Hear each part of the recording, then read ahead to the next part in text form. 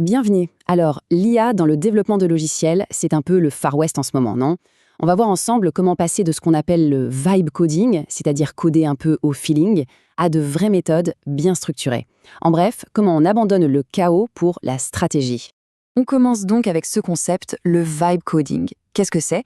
Eh bien, c'est cette idée de coder à l'instinct, en mode conversationnel avec une IA.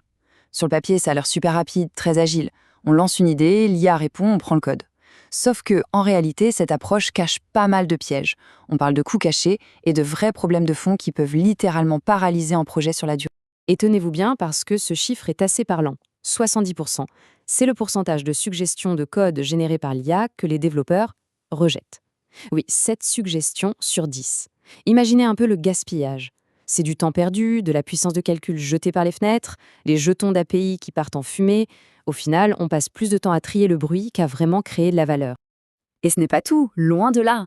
Le pire, c'est l'impact sur la qualité même du code. Des études très récentes le montrent noir sur blanc. Utiliser l'IA sans aucune structure multiplie par 4 la duplication de code. 4 fois plus. Ça veut dire quoi concrètement? Une dette technique qui explose et une maintenance qui devient un véritable cauchemar. Voilà, le décor est planté. Ce vibe coding, qui a l'air si sympa au premier abord, cache en fait de vrais dangers. On va creuser un peu pour voir quels sont exactement les risques de cette approche non structurée.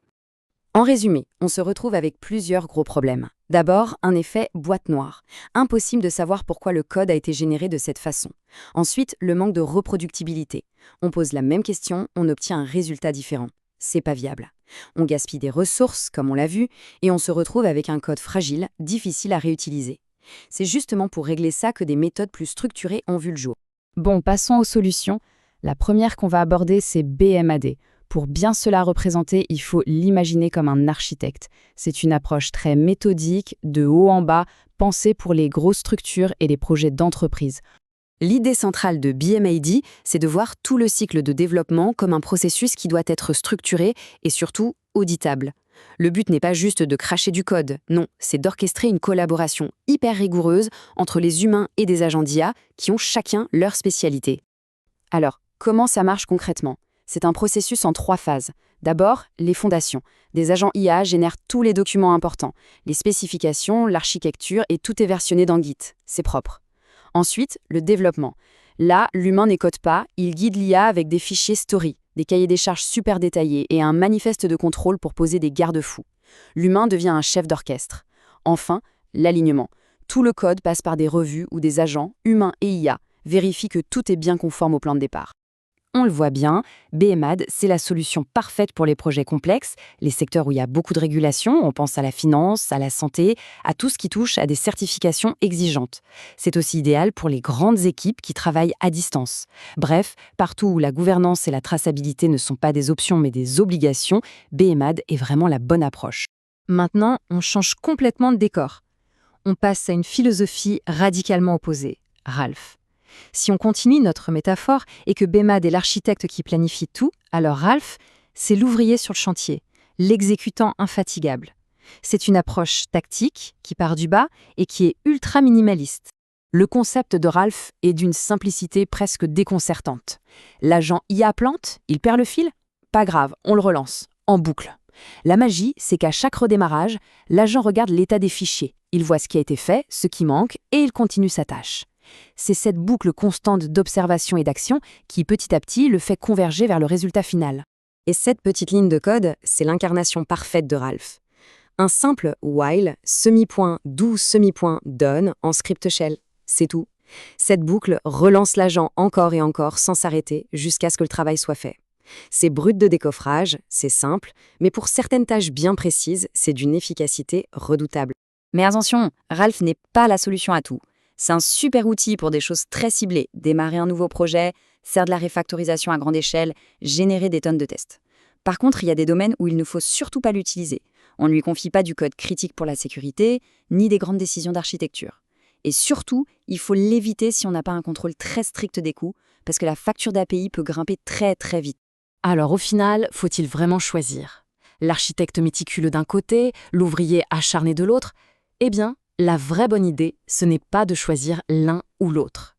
C'est de les faire travailler ensemble. C'est justement dans cette combinaison que l'on trouve le flux de travail le plus puissant. D'un côté, on a BMAD, le stratège qui pense à tout, à la gouvernance, à la traçabilité. De l'autre, Ralph, l'exécuteur qui fonce tête baissée pour accomplir une tâche précise avec une vitesse folle. En les combinant, on allie la vision globale et la force d'exécution. C'est vraiment le meilleur des deux mondes. Et voilà à quoi ressemble ce flux de travail hybride. On utilise BMAD pour la partie stratégique, définir le produit, le découper en user story bien clair. Ensuite, un développeur prend une de ces stories et s'en sert comme instruction de départ pour une boucle Ralph. Ralph se charge alors de l'implémentation, et une fois le code généré, il retourne dans le giron de BMAD où les agents qualité s'assurent que tout est conforme. La boucle est bouclée, de la stratégie à l'exécution, puis au contrôle. Et cette idée résume parfaitement tout ce qu'on vient de dire. La solution n'est pas de choisir son camp, c'est de mettre en place une approche hybride, un système intelligent qui combine la planification stratégique avec l'exécution tactique. Pour conclure, comment choisir sa stratégie IA ? Le point clé à retenir, c'est que ce choix doit être conscient, réfléchi et surtout adapté au contexte du projet. Parce qu'en fait, il n'y a pas une méthode qui serait la meilleure dans l'absolu. Est-ce qu'on a besoin de la gouvernance totale de BMAD, de l'exécution chirurgicale de Ralph ou d'un mélange des deux ? Le bon choix dépend uniquement de la complexité de la tâche, de l'échelle du projet, des risques associés et même de la maturité de l'équipe. Mais s'il y a une seule chose à retenir, c'est celle-ci. L'étape la plus importante, c'est de sortir du vibe coding, d'arrêter de travailler au feeling. Adopter un cadre structuré, peu importe lequel, c'est ce qui fait passer l'IA du statut d'assistant un peu chaotique et imprévisible à celui de véritable partenaire stratégique. Et on va se quitter sur cette question, pour que chacun puisse réfléchir à ses propres pratiques. L'IA est-elle un assistant chaotique ou un partenaire stratégique ? Tout l'enjeu est là.